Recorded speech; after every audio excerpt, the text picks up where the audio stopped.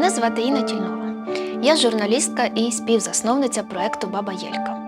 «Баба Єлька» – це волонтерський просвітницький рух, спрямований на вивчення культурного спадку Кропивниччини, пісенних та кулінарних традицій, особливостей танцю, вишивки, моди жителів Кропивниччини початку ХХ століття. Мене звати Світлана Буланова. Я фольклористка, етновиконавиця, і ім'я моєї баби дало назву нашому проєкту 5 років тому. І моя роль і робота полягає в тому, щоб зберегти автентичну культуру співу нашої області. А я Світлана Листюк, і моє завдання, як журналістки та історика, документувати традиції і побут, спогади і культуру старожилів Кропивниччини. Документальний серіал «Баба Єлька» створений на основі польових експедицій найвіддаленішими селами Кропивниччини. Досвід наших респондентів подекуди може бути незвичним, а можливо й моторошним для глядача. Але серіал «Баба Єлька» несе виключно просвітницький характер. Зокрема, він не є засобом дезінформації, нетерпимості і не закликає до самолікування або насильства в будь-якому його прояві.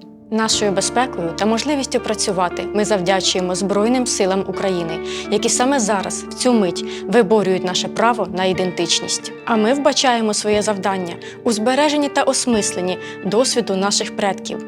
Адже це те, що формує і формуватиме стійкість наступних поколінь. Ми сподіваємося, що «Баба Єлька» стане вашою підтримкою у складні часи, можливістю пригадати дитинство, усміхнутися, розплакатися, вашим безпечним місцем.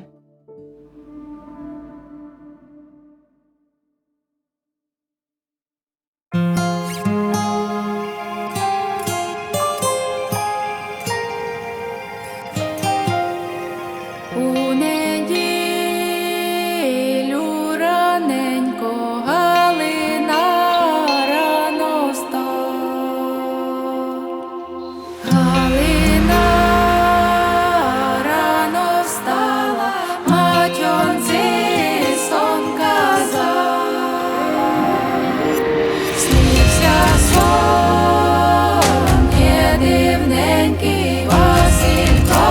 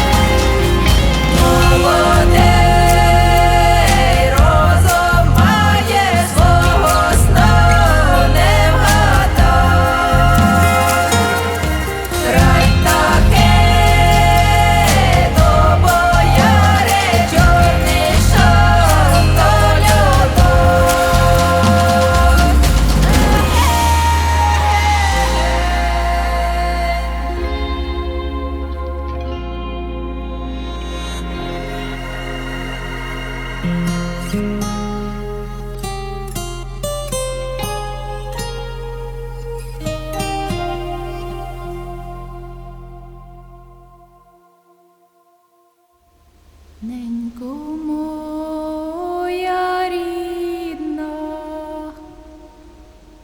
дороге насіння,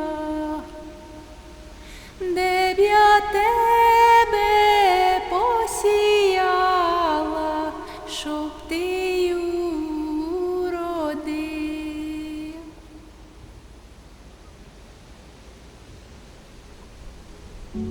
Оце село, воно аж туди до краю доходило його, ви не бачили? Людей і двори було повно, повно було всього. Тут дід Микита як приїхав, каже, тут нічого не було. Одні отакі бур'яни і ракушки були, як не наче, що вода там була. Цей дід прижився, почали під'їжджати, то Теренюки, то Стеценки. Ось на тій стороні було небагацько хатків, Веселе поле його називали раніше. Воно було хороше, невеличке, красиве. І у нас більше 200 хат було. Велике село було. І в хатах було, що по 9 дітей. 9, 8, все багатько, великі сім'ї дуже були. Коли не думала, що це я тут остануся сама, одна, нема тих людей, хто були старші, нема нікого. І дітей вже навіть їх нема. А скільки вам років зараз? 27 року. Стільки. Уже треба давно там бути, а я й досі тут.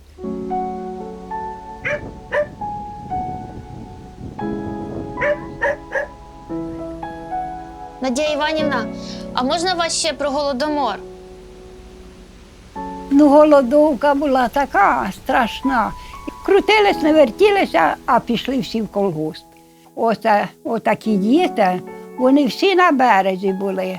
Ходили туди у річку, очерет, ото молодий, він, шпичаки оті, вони рвали їх, їли. Батько мій прийшов із плену, він був больний. І його вже на такі роботи не посилали, був сторожем.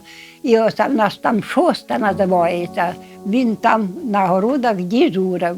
Це значить, були 30-ті роки, Да. і ваш батько стеріг ці городи? Да, да. Забирали в людей продукти? Чому вони були голодними? Ой, дівчата, по 3 рази приходили з стрічками, шукали, а люди все одно прихитрялися. То в землю десь закопають, що нема, то десь приховають, все одно, щоб хоч трошки. А коли нас сусіда був, то прийшли зразу собаку вбили, вийшли в хату, а у їх дитина народилася і в ряднові лежало на печі. Оцей, що прийшов розкуркулювати, потяг, і дитина впала на плиту.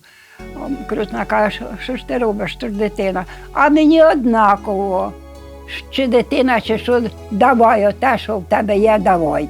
Забирали, усе забирали, аби тільки людей загнати у колгосп. Дитина, яка впала, залишила живою? Жива, оце вона часто і густо споминає це своє. Оце недавно тільки теж з годах вже було.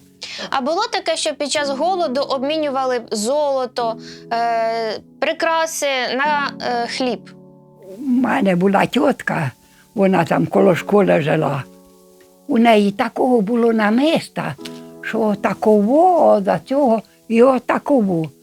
Що знаєш, щоб голодовку, прийшла вона до нас і у цьому намисті посиділа, щось мама їй дала, щось з'їсти дала. А вона вже така була негодна, що та намисто розв'язалося і впало, вона не чула. І так воно в нас осталося, там його, разне, до такого маленького. А якого кольору? Ой, та було і красне, було якесь таке, отако шпичачками було синє, було те, що не ленюще, було разне було. Що ви їли? Як ви вижили? Ой, Боже, стали дед давати. Таке ячмінь мелити, і воно з такими густюками. От дадуть, мама, дівчата, підіть на низ туди, на город, нарвіть листя з буряка, такого молоденького. Ми підемо з Ніною, нарвемо, мама попара його, то такі ліпьошечки спече, всі лежимо покутом. Рвота одіх, батько вийде, подивися, така, мамі, не клади отого листя, хай буде їм поменше, ну, хай воно хоч та просієш вже не з такими, ой, страшно його згадувати, отаке. От тут у нас один дядько жив, він у церкві робив, і в їх дітей не було, і він узяв собі якусь дівчинку, отаку, і вона теж вже зросла була. А коло нас були вже, ось вже у колгоспі, скот, корови були, молоко вже було, в баках молоко. І цю дівчину поставили коло цього, приймала вона молоко. І вона каже, Хведя, я тобі дам ключі, бери в одному відрі воду, а в одне пусте. Тільки не по-багатську. З кожного бака собі відро молока, а водою подоливай. Оце нас теж піджило, що ми пухли вже, ну, осталися живі. А через річку отако Ну, туди, аж до Богданівської посадки. Були хатки ріденько, може, хат 10, 11. Це ті, що розкуркулили їх і вивезли їх, казали, на Соловки туди. Каже, батько, утром, каже, дивлюся, каже, ходять у річки, оті ракушки, що то дві половинки такі. Ото ті ракушки, вони ловили, виловили ті ракушки, вже каже, ракушок немає. Каже, дивлюся, то там димок іде, то там десь по тих куточках. Щораз та рідше.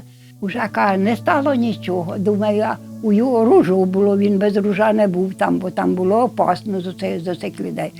Каже, як пішов, як подивився, Боже, коло кожної хати ці кучі ракушок, що це ж викидають. І руки, і ноги, і голови, кучі такі людських. А дехто був сильніший чи розумніший, оце покинули свої оті всі хати і теж поїхали на рядову, і хто куди бачив, той туди роз'їжджав. У мене була двоюрідна сестра, то в його було 3 дітей. Вони померли, а дівчата 3 осталося. Одній було 12, одній 8, одній 6. І вони ще живі були. Вона їх на возик і на кладовище відвезла, закопала там. Як її звали? Груня її звуть. А прізвище? Фамилія? Ну, Водяна, бо це ж батькового брата, дочка. Вона вам розказувала, що вона живцем поховала, чи це люди казали? Бачили, люди бачили. Та хто там внимання ніяке обращав, що там вона кого заховала. Та вона закопала їх, а сама прийшла додому і пішла аж на рядову пішки. На поїзд сіла, і куди поїзд їхав, туди й вона з ним їхала. Доїхала до вечора, що остановилась, а люди повставали. І я встала, сіла на лавочці та й плачу. Підходить яка жінка. Чого ти плачеш? Хто ти така? Відкіль ти є? Вона їй розказала, що я з Олександромарівки. Батьки померли, а сестрів я поховала. Тільки не сказала, що ще вони живі були, як вона їх у ямку викопала і туди склала їх. Ще вони живі були. Ну, а вона, та тітка каже, ти знаєш, у нас дітей немає, давай я тебе заберу до себе. І забрала. Вона там виростила, школу кончила, заміж пішла, ще й цих батьків до смерті догодувала.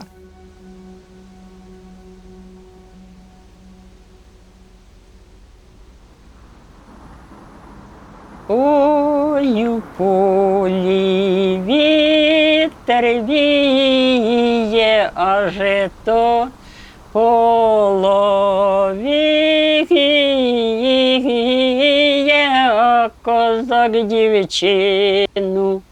Та й вірненько ж любить, а зайнять не посміє, а козак дівчину. Та й вірненько ж любить, а зайнять не посміє. Ой, тим же він не займагає, ой, що й сватати махає, ой, тим же він, тим же, та й не горнеться, ой, що й слави боїсь. Сидить голуб на дубочку, а голубка на вишні. Ой, признайся, молодий козаче, ой, що в тебе на мислі. Що вам батьки розповідали про ті часи? Ну що, виживали, як хто міг. Це в якому році? У 33-му ж було. Як вони вижили? Ну, вижили. Дома кукурудза вродила якось того году. та на млинок мололи це. І пекли хліб теж пшінчаний. І мамалигу запарювали. А приходили, забирали харчі? У мами був брат Михайло, він жив на дачі, і у його забрали корову, телицю тільну, і свиноматка була в його. Ну, а він тоді з ума зійшов, щоб все забрали хазяйство в його.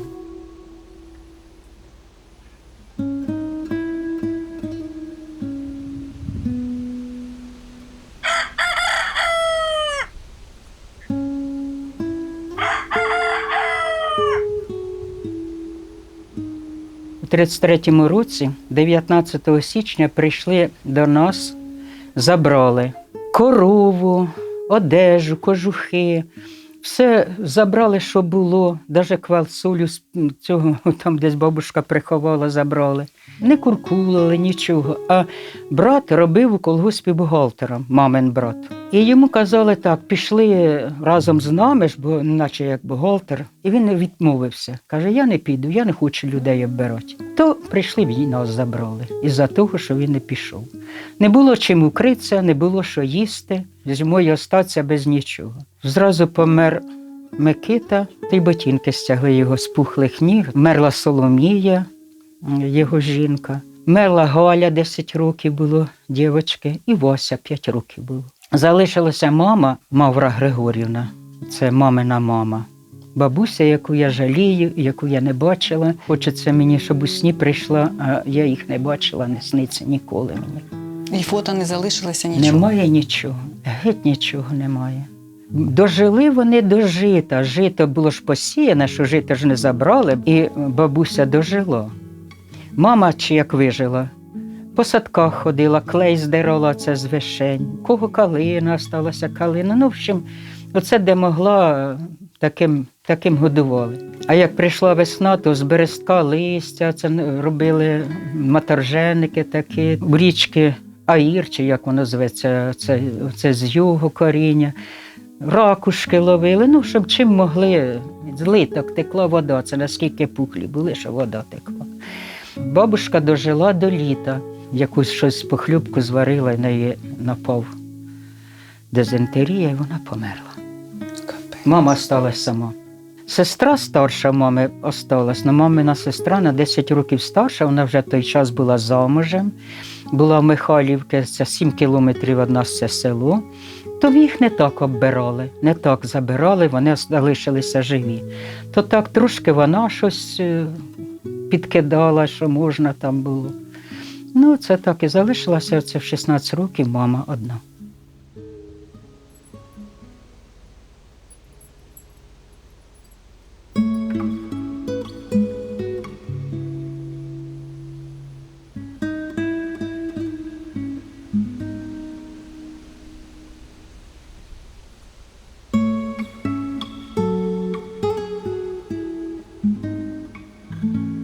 Зіна Андріївна, а ви голод 46-47 пам'ятаєте? Був голод у селі? Був голод, а тільки він, як кажуть, по-научному, його штучно зробили.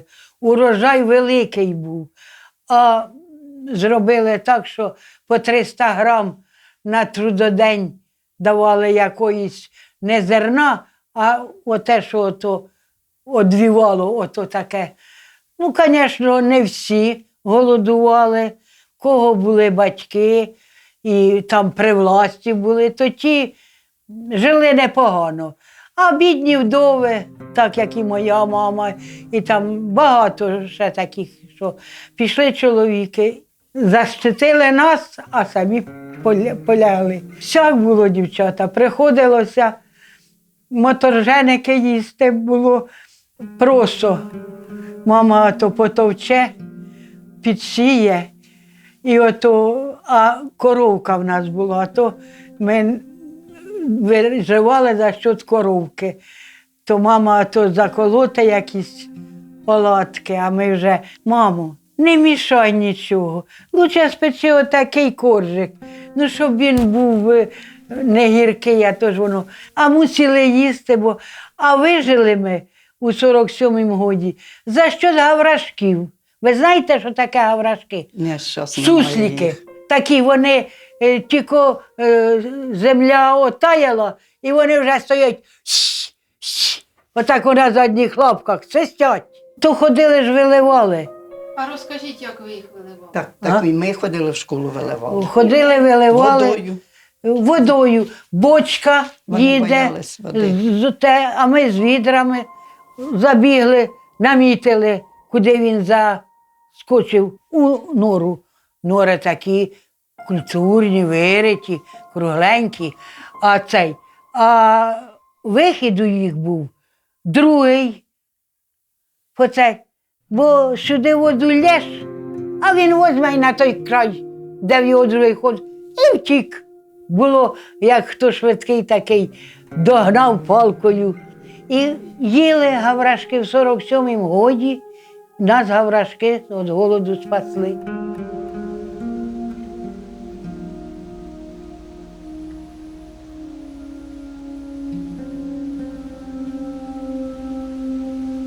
Ой, як я це пам'ятаю. Ой, все почалося з такого хорошого. Коровка в нас була. Привела нам ще й теля. А треба ж за м'ясо платити, яєчки платити, за все треба платити налоги. Та теля ж здала на м'ясо. Тоді корову здала, і щось була ще довжна. Приїхали із Петрової, Ножка того прізвища, а наш, це ж агент називались вони, Голота. Лебедкою приїхали, конячкою. Коза, мама козу вже купила. І забирають козу. А я ж біжу за тою козою. Дяденьки, дайте козу. У мене сусідка була, так каже, ти біжи, може ж віддадуть, що ти ж дитина. А він батогом так як не по мені, а тільки так як стьобне батого, то знаєте, так тільки джих. І я тоді відстала. Мама десь знайшла ті 100 рублів і понесла ж до цього Голоти. Прийшла, а вони сидять уже, вечеряють, бутилка в їх. Нас нема, ми її вже продали. А продали на ту сторону, якраз проти нашої хати. А та коза реве, бо не цей. А мама підійшла ж до цієї жінки і питала, вона каже, я за літру горілки продала, самогонки. Це так, наче вони тим гроші їм не були нужні, чи я не знаю як. Оце ми вже скільки записуємо такі факти в експедиціях і намагаємося зрозуміти психологію людей, які відбирали. Це ж були такі ж самі ваші односельці. Їм платили гроші за це, якийсь, я не знаю, кар'єрний зріст був. Для чого вони це робили? Вони такі самі українці, як і всі інші, жили в селі.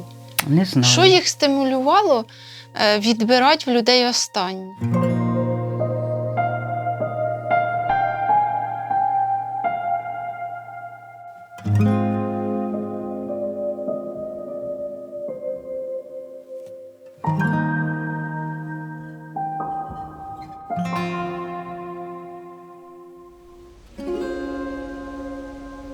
Зійшов місяць ясний із двома зірочками, прийшла дівчинонька з двома дружечками. Прийшла дівчинонька, та й стала в порозі, прийми жненько за рідною дочку. Своїх я не маю, чужих не приймаю. І я ж свого сина з тобою не звінчаю. Ой, дам тобі, доню, коня, ще й сідельце відчепись від сина же болить моє серце. а я ж того коня та й продам за гроші, люблю ж твого сина, бо син твій хороший. У Ну, мене я. просто ось. Ну, це, знаєте, ото, я не знаю, як цей катарсис назвати. Просто це до свекрухи пісня, виходить, так? Ну, за свекруху, що вона не хотіла її. Слухайте, я б оце пішки йшла. Це село, якби знала, що тут таке.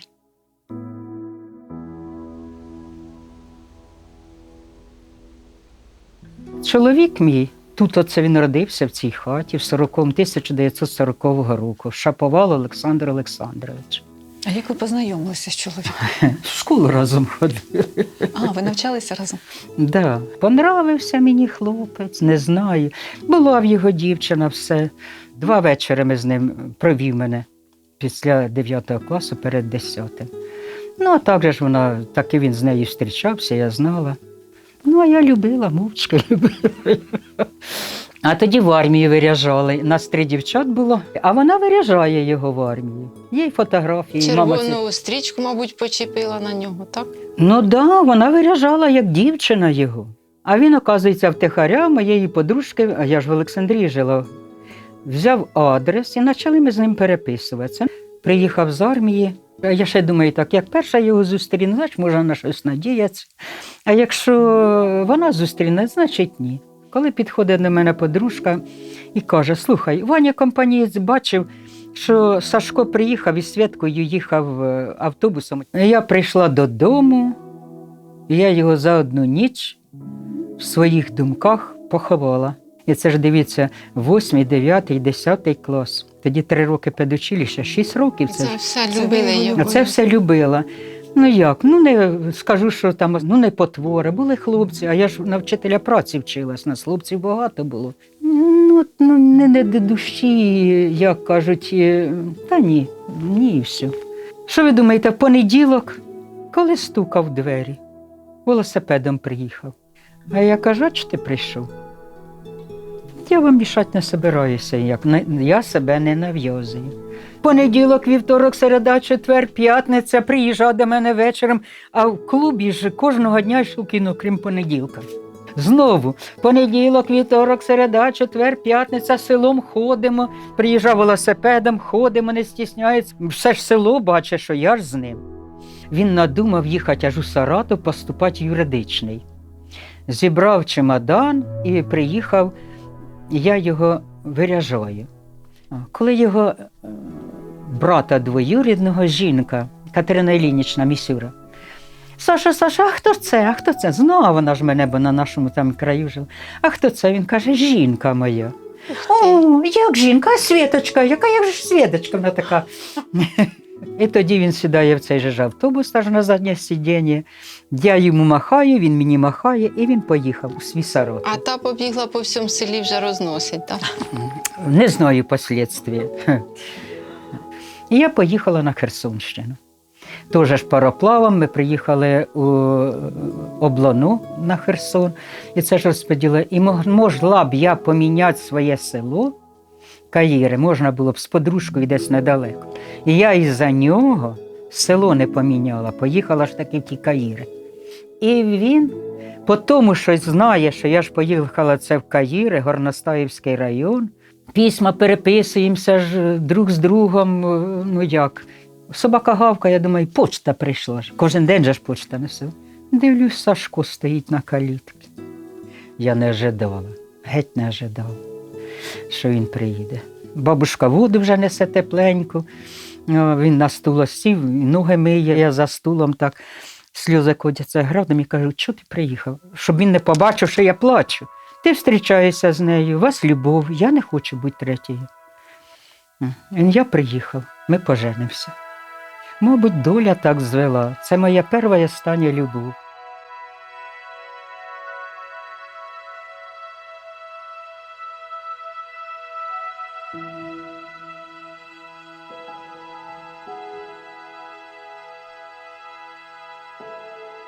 А давайте ще раз від початку і до кінця, бо я не встигла включити камеру. Пісню ж заново починай, цю, що ти співала. Тільки що. Да, тільки що, колискову. Що Петі Колі ти співала. Ой, Давай. а підкажи. Здравствуйте, Вася. Оце дівчата баба така. Оце- Тут тобі сказала, тут тобі вже забулася. Ой, коту котучий. А, не лізь на колоду. Да, Давай, Бо розбереш. Хорошо, тільки хорошо заспівай. Ой, коту, коту, не лізь на колоду, бо розбір голівку, голівка буде боліть, нічим буде завертіть. Одна була хустина, та й ту вкрала пестина, та й порвала на кукли, поробила лялечки. А що таке пестина? Пестина, женщину звати було. Пестина, нянька. Нянька була. Раніше Пестина, Пестина. Устина, оце ж такі імена. Клас! Ім'я дівчинки було. Да. Отак вирізається. Це яка деревинка? Це ольха.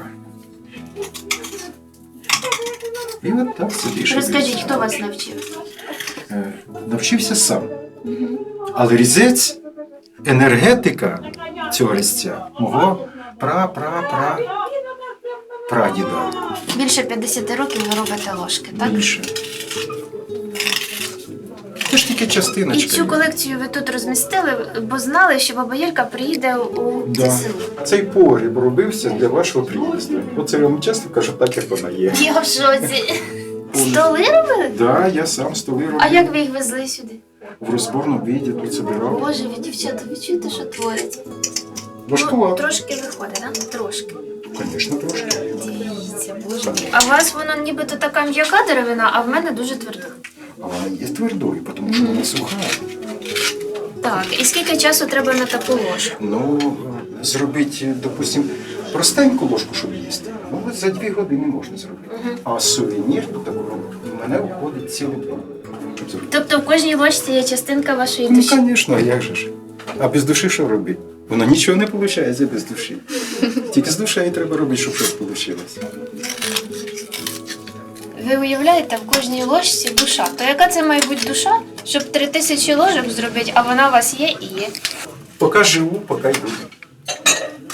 Нашого дядька на двор островий дай йому Боже щастя, здоров'я в його дом.